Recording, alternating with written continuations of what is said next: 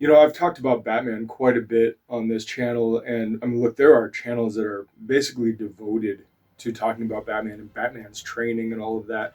And they do a higher production job and everything like that. I'm just here to give information.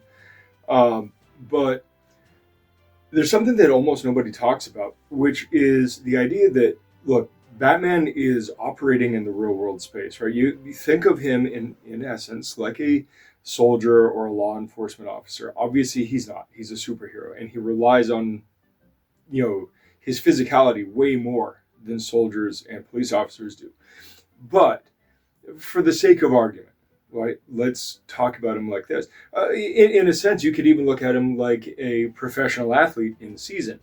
And the reason I'm bringing this up is the concept that when you are operating on a physical level, on a very high physical level, day in and day out, you cannot afford to be sore or injured. And because you can't afford to be sore or injured, you have to consider what that training, what your training would look like to fulfill those needs while still facilitating advancing your abilities and of course maintaining. You're always going to have periods of maintenance or indeed periods of recovery after the inevitable injury.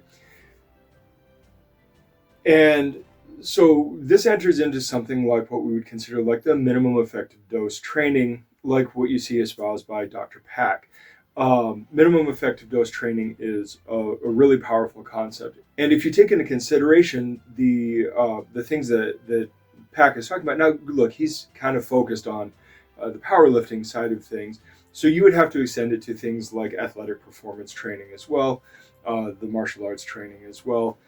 There are so many things that you would have to take into account beyond this. But the idea of minimum effective dose training is the training that gets you results, significant results, like meaningful results, in the least amount of time spent possible. Now, this also calls into question, like, then how does Batman perform at such a high level? And the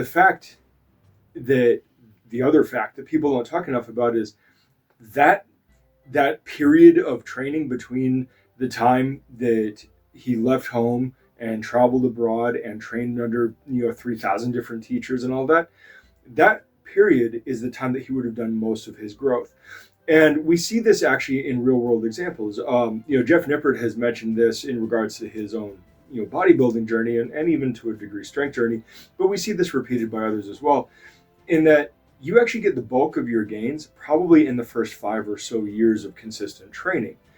And provided you maintain that, you're only going to get small gains anyway. And it is true, the more advanced you get, the more specific and honestly, the harder your training has to be. So there's a difficult balance between minimum effective dose and having to train harder because you're more advanced. And, so there's a rub to that. But look, Bruce Wayne spent damn near a decade training. And granted, it wasn't all physical training. A lot of it was mental training, developing the skills of being a detective and an analyst and learning every known language and all of that. But when we look at it from that lens,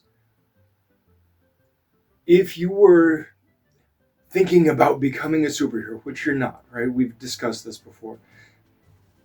You would actually have a developmental period that you get the bulk of your gains, and then you enter into a quasi minimum effective dose or even maintenance mode in order to preserve those gains and slowly edge them up while being able to perform your duties at minimal cost to your performance. Because again, you can't afford to be sore or injured in order to perform your duty. And that's something that we should really take into account. A lot of these channels and a lot of these programs built around like becoming a superhero are based kind of around that developmental phase. They're not based around the idea of this is how you train day in and day out. In fact, when you look at those workouts in in like the ultimate guides and stuff that are specific to Batman's routine, Like, those routines are massive, massive routines. And truth be told, they're probably way too big, especially for normal people in the normal world. But they're actually kind of absurd routines, and you probably wouldn't want to be doing that. And the truth is that if you've already built yourself up to a high level, you're probably not going to be doing that. You're probably going to be picking your minimum effective dose things. You're going to be shifting certain things into maintenance while working on advancing other things. And you're going to be trying to keep your fatigue, your soreness, and of course, injury risk way down so you can continue to perform. Yeah, anyway, that was just a quick thought for the day, because, we talk about all this developmental stuff, but then we don't actually talk about it in practice. And think of it in your martial arts terms, right? Think of it as your journey to black belt. Your journey to black belt is, if we're talking like legitimate skilled black belt, not hand wave, here's a gold star for showing up for a few years. That developmental period is going to necessarily take about the time, provided you're consistent, it's going to take about the time that it took Bruce to go and do the thing to become Batman, not the thing he's doing while being Batman. And so your journey to black belt should kind of be the same idea. You should have that same kind of thought process where you're taking that developmental period. You're not working about performing in the real world so much. You are more looking at developing yourself over a period of time so that you can then go perform once you've achieved that certain new baseline level of ability. So anyway, quick video, wanted to talk about that, and I will get out of here and talk to you guys later. Good journey.